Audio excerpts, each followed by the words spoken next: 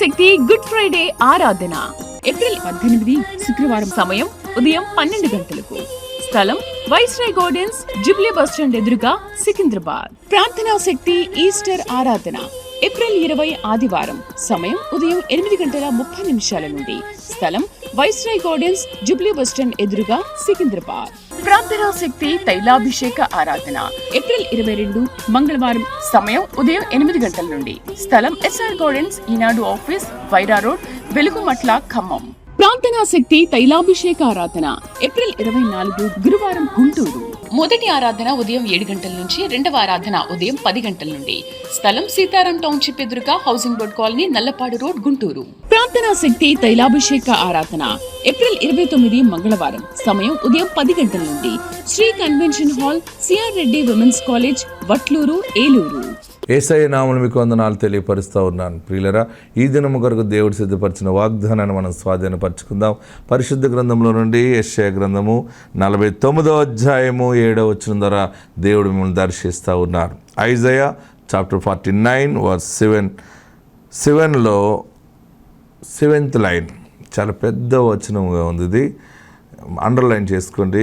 యెషయా గ్రంథం 49వ అధ్యాయము 7వ వచనం.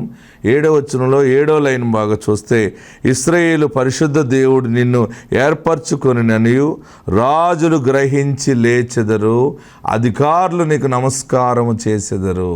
దేవునికి మహిమ కలుగును గాక.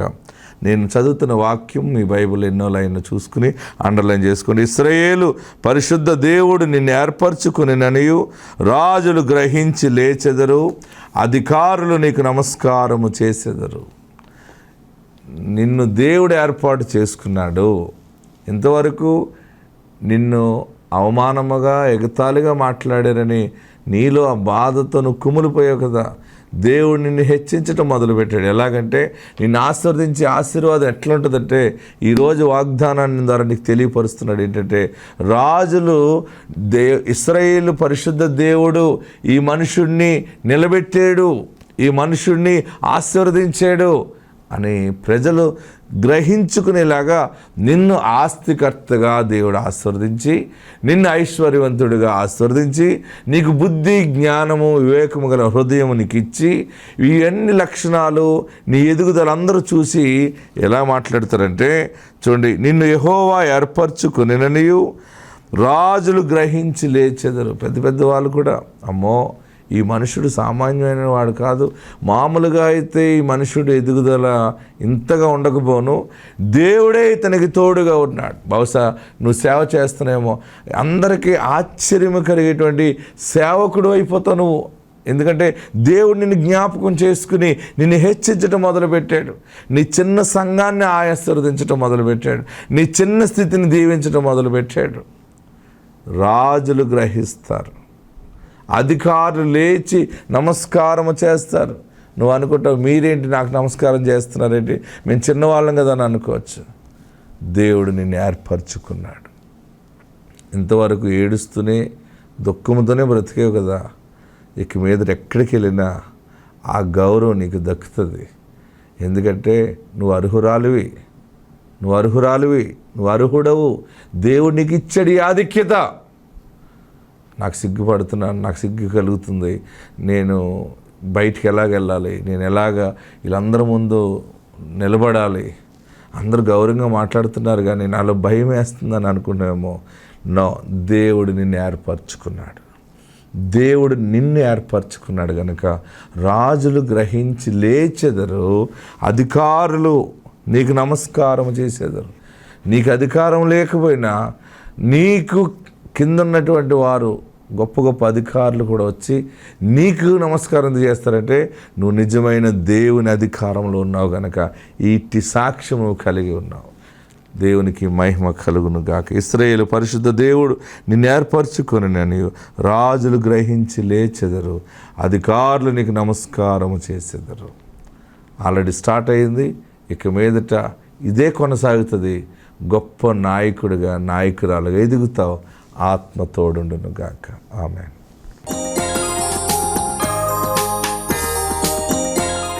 ప్రియులరా, ఈ దినాన్ని మీకు పులియని రొట్టెల పండుగ గురించి మీతో మాట్లాడాలని ఆశిస్తూ ఉన్నాను. ఏం పండుగది? ఇది నాన్న మనం నేర్చుకునేది పులియని రొట్టె, పులిసిన రొట్టె. రాసుకోండి. లేవియ కాండంలో ఉన్నది అదే నైవేద్యము అంటారు. ఈరోజు నైవేద్యం అనే అంశం మీద వాక్యాన్ని మీకు బోధించాలని పరిశుద్ధాత్ముడు నాకు ఆత్మ బయలుపరిచాడు. లేవియ కాండము 2వ అధ్యాయము, లేవియ కాండము 2వ అధ్యాయము 4వ వచనం మీరు చదివితే, లేవియ కాండము 2వ అధ్యాయము 4, 5, 6 వచనాలు మనం ధ్యానం చేద్దాం. బైబిల్ ఉన్న వారందరూ తెరవండి. లెవిటికస్. నీవు పొయ్యిలో కాల్చిన నైవేద్యము చేయనప్పుడు అది నూనె కలిసినదియు పొంగనిదియునైనా గోధుమ పిండి అప్పడములే గాని నూనె రాచినదియు పొంగనిదియునైనా పూరిలే గాని కావలెను. నీ అర్పణము పెనము మీద కాల్చిన నైవేద్యమైన ఎడల అది నూనె కలిసినదియు పొంగనదియునైనా గోధుమ పిండిదై ఉండవలెను. అది నైవేద్యము గనుక నీవు దాన్ని ముక్కలుగా త్రుంచి వాటి మీద నూనె పొయ్యవలెను. 2వ అధ్యాయం 1వ వచనం కూడా చదవండి. ఒకడు యెహోవాకు నైవేద్యము చేయనప్పుడు అతడు అర్పించినది గోధుమ పిండిదై ఉండవలెను. అతడు దాని మీద నూనె పోసి సాంబ్రాన్ని వేసి యాజకులకు అహరోను కుమారుల యొద్దకు దాన్ని తేవలెను. దేవునికి మహిమ కలుగును గాక. అందరూ కూడా గట్టిగా హల్లెలూయా చెప్పండి. ఈ నైవేద్యము, అర్పణము, ఇవన్నీ ఒక్కొక్క అంశం మీద ధ్యానం చేయాలంటే చాలా సమయం పడుతుంది. ప్రియులరా, ఈ దినము పరిశుద్ధాత్ముడు ఇందులో ఒక కొత్త అంశాన్ని మీకు బయలుపరచమని ఆత్మ నాకు బయలుపరిచింది. ఈరోజు మనము నైవేద్యము గురించి నేర్చుకుందాం. దేని గురించి నేర్చుకుందాం? నైవేద్యము. ఎంతమందికి తెలుసు నైవేద్యం అంటే? దేవుడికి నైవేద్యం చెల్లించడం అనేది మనకి బాగా అలవాటు, తెలుసు మనకి. మనం ఇంట్లో పెట్టుకునేటువంటి దేవుడి దగ్గర ప్రతిరోజు మనం నైవేద్యం చెల్లిస్తూ ఉంటుంటాం. మన పూర్వీకులైనా మనమైనా అందరూ కూడా నైవేద్యం చెల్లిస్తారు. నైవేద్యం చెల్లించకుండా ఎవరు దేవుడికి దండం పెడతారా? మరి నైవేద్యం అంటే ఏంటంటే బాగా గమనించండి. నైవేద్యము పెడితే దండం పెట్టడం, ప్రార్థన చేయటం, పూజలు చేయడం కారణం ఏంటంటే నైవేద్యము దేవుడికి మానవులకి మధ్య సమాధానము కలగజేసేది. ఆమేన్. మానవుణ్ణి దైవానికి దగ్గర చేసేది, మానవుణ్ణి దేవుడితో సమాధానపరిచేది నైవేద్యము. ఆమేన్. బాగా గమనించండి. నైవేద్యం అంటే ఒక పిండి పదార్థాన్ని మనము ఒక ప్రార్థన సమయంలో, పూజ సమయంలో మనమందరం నైవేద్యం చెల్లిస్తాం. అలాగనే నీ కొరకు, నా కొరకు యేసు క్రీస్తు అనేటువంటి దైవ కుమారుడు లోకము పాపము వలన దేవునికి దూరం అయిపోయిన ఈ లోకాన్ని దేవునికి దగ్గర చేయటానికి దైవమే కుమార రూపంలో వచ్చి నీకు నాకు ఉన్నటువంటి ఆ పరిశుద్ధమైనటువంటి రక్షణ మనకి ఇవ్వటానికి, మన మీద ఆయన సమాధానము ప్రకటించి మనల్ని తండ్రికి దగ్గర చేయటానికి, తండ్రితో ఐక్యపరచడానికి యేసు క్రీస్తు శిలువ మీద నైవేద్యముగా మారిపోయినాడు. ఆమేన్. హల్లెలూయా. గట్టిగా హల్లెలూయా చెప్పండి.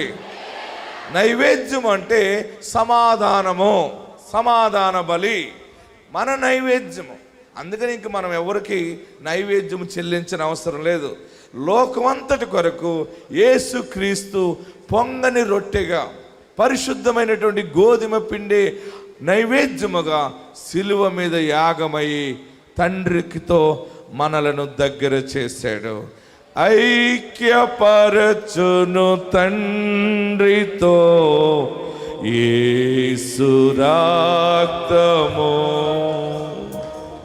సమాధాన పరచును యేసు రక్తము, సమస్యలన్నీ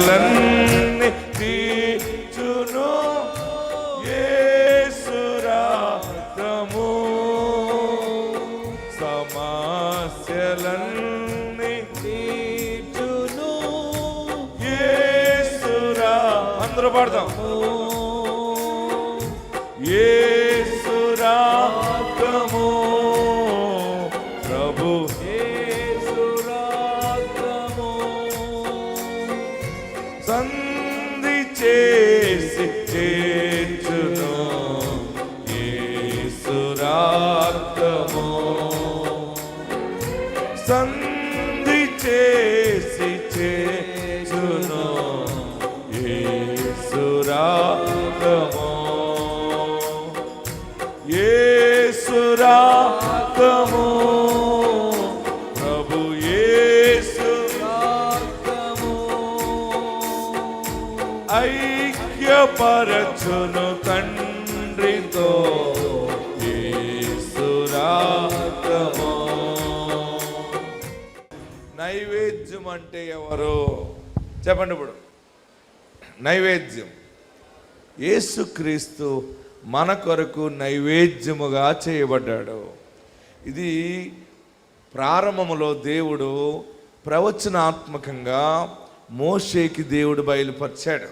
మోషే, పాపం పోవాలంటే, మనుషులు పాపం పోవాలంటే పులియని రొట్టె చేయాలి, పొంగని రొట్టె చేయాలి.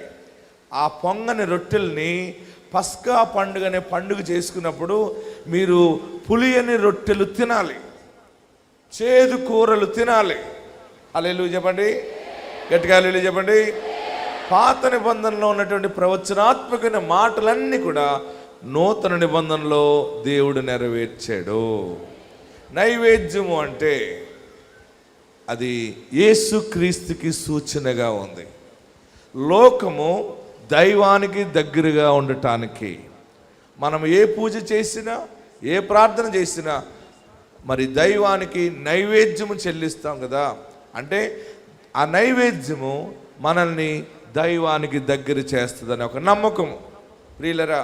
అయితే నిన్ను తండ్రికి డైరెక్ట్ చేయగలిగిన వాడు నజరేయుడైన యేసుక్రీస్తు పరమ తండ్రి. ఆమేన్. మనం ఎప్పుడు దూరం అయిపోయాం? మరి ఎందుకు ఇంత నైవేద్యం చెల్లించాలి? మనం ఏం పాపం చేసామంటే, మన ప్రారంభంలో దేవుడు తన పోలిక చొప్పున నరుణ్ణి చేసుకున్నాడు. ఆ నరుల్లో నుండి ఎముకను తీశాడు, ఆ ఎముకను అమ్మాయిగా మార్చాడు, స్త్రీగా నిర్మించాడు. వారిద్దరూ మంచిగా ఉన్నారు ఏదైనా తోటలో. దేవుడు వద్దన్న పని అవ్వ చేసింది. అవ్వ ఏం చేసిందంటే, ఆదాము అవ్వలని ఈ దంపతుల్ని దేవుడు ఆశీర్వదించాడు. ఏదైనా తోటలో ఉన్నారు. ఆదామా అని దేవుడు ఎప్పటికప్పుడు మాట్లాడుతూ ఉండేవాడు, అవ్వా అని మాట్లాడుతూ ఉండేవాడు. దేవుడు అన్నాడు, ఈ తోటలో అన్ని తినండి, కానీ ఆ మంచి చెట్లు తెలివినిచ్చు వృక్ష ఫలము దగ్గరికి వెళ్ళొద్దు అన్నాడు. వద్దు అన్నప్పుడు ఈ ఆదాములో నుండి తీయబడిన ఈ అవ్వ కొంచెం శోధించబడింది. ఆమె ఆ మంచి చెట్లు తెలివినిచ్చు వృక్ష ఫలాన్ని తినవద్దన్న ఫలాన్ని దుష్టుడు ఆమెను లోపరుచుకోవటం ద్వారా ఆమె త్రుంచి తినటం జరిగింది. తిని ఆదాముకు పెట్టింది. ఎప్పుడైతే ఆదాముకు పెట్టిందో దేవుడు వద్దన్న పని చేయటం ద్వారా మానవుడికి దేవునికి సంబంధం తెగిపోయింది. ఆమేన్. హల్లెలూయా. గట్టిగా హల్లెలూయా చెప్పండి, ఇంకా గట్టిగా హల్లెలూయా చెప్పండి. దేవునికితో సహవాసము డైరెక్ట్గా ఉండేది తెగిపోయింది.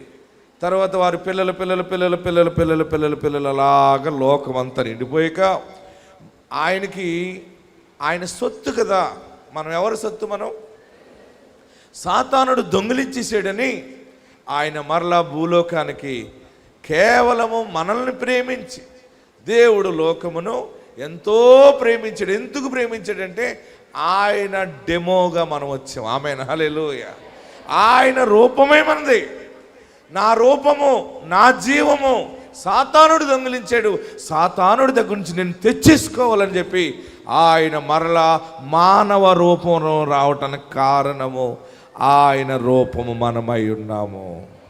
అందుకనే నీ ముఖము ఎవరిది ముఖం తెలుసా? చెప్పాలి, అందరు చెప్పాలి. పిల్లలు పుట్టినట్టు మీ తాతలాగా ఉన్నాడు, మీ పీతలాగా ఉన్నాడు, మీ అమ్మమ్మలాగా ఉంది, మీ నాన్నలాగా ఉన్నాడు అంటాం. మనం ఏమనాలంటే ఈ బిడ్డ, ఈ పసిబిడ్డ దేవుని స్వరూపం అనాలి. ఆమేన్. ఎవరి స్వరూపం అనాలి? ఎవరి రూపం రాదు, నీ రూపమే వస్తుంది కన్న బిడ్డకి. తల్లిదండ్రుల రూపము బిడ్డలకు వస్తుంది. ఈ తల్లిదండ్రుల రూపం ఎవరిదంటే వారి తల్లిదండ్రులు ఎవరంటే ఆదామవ్వల రూపం ఎవరిదంటే దేవుడు మానవుడిని తన పోలిక చప్పున చేసుకున్నాడు. ఆమేన్, హల్లెలూయా. అందుకనే తన రూపాన్ని తను సంపాదించుకోవటానికి ఆయన మరలా మానవుడిగా భూలోకానికి వచ్చి మనల్ని పరిశుద్ధతకి దగ్గర చేయటానికి ఆయన నైవేద్యముగా మారిపోయాడు. అంటే ఈరోజు శుభవార్త ఏంటంటే నీకు దేవుడికి మధ్య అడ్డు లేదు. నువ్వేది అడిగితే అది ఆయన దగ్గర పొందుకునే శక్తి, వరము దేవుడు మీకు ఇచ్చి ఉన్నాడు. అందుకని మనం డైరెక్ట్గా అడుగుతున్నాం అనమాట. ఆమేన్, హల్లెలూయా.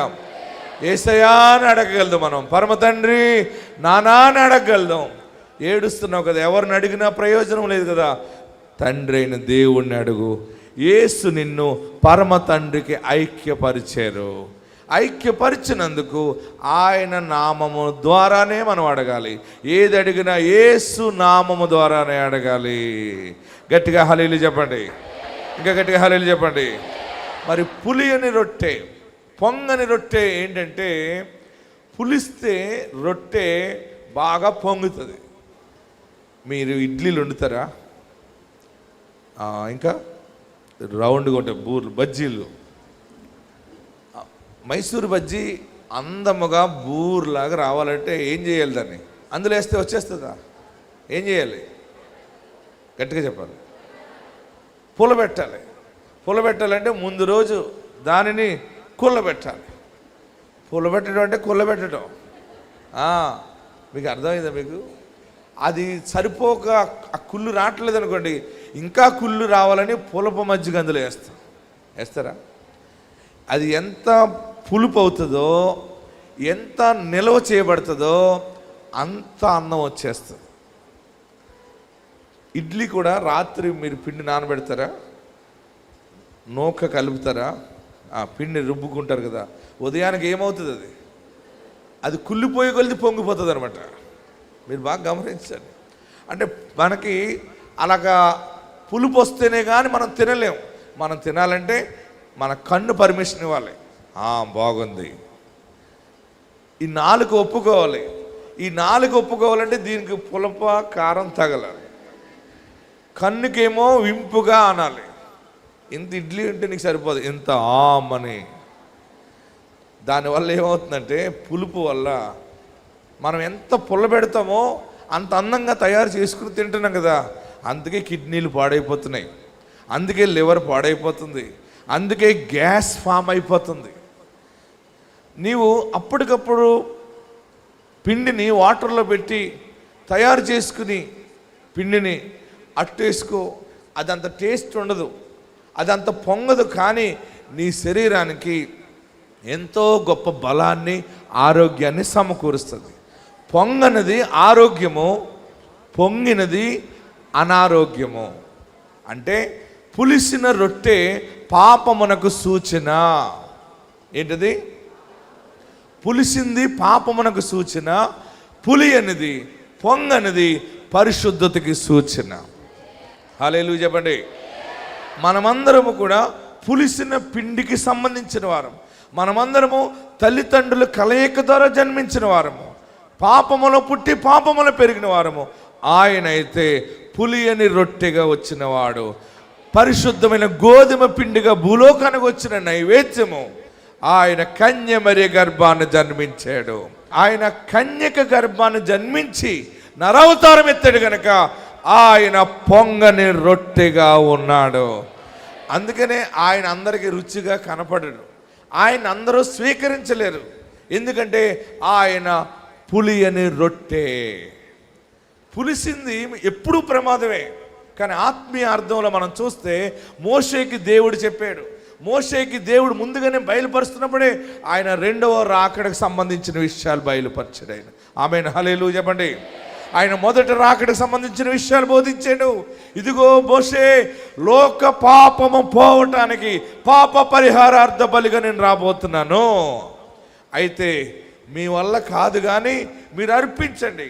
ఏం అర్పించాలంటే పులియని పిండెను రొట్టెగా చేసి ఆ రొట్టెను అర్పించాలి. ఆమెన్.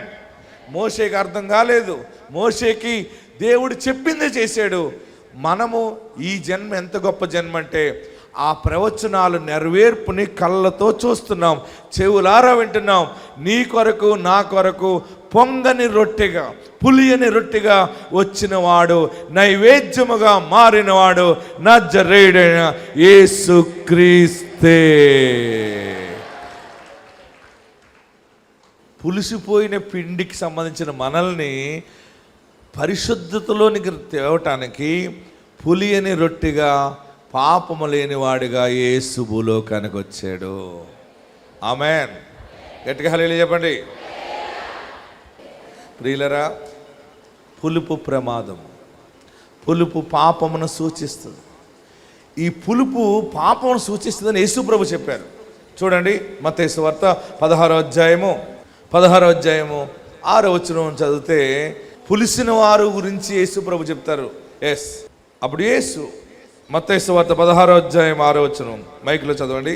అప్పుడు యేసు చూచుకొనుడి పరిసయ్యులు, చూడండి అందరూ అండర్లైన్ చేసుకోండి, పరిసయ్యులు, సద్దుకయ్యులు అనువారి పులిసిన పిండిని గూర్చి.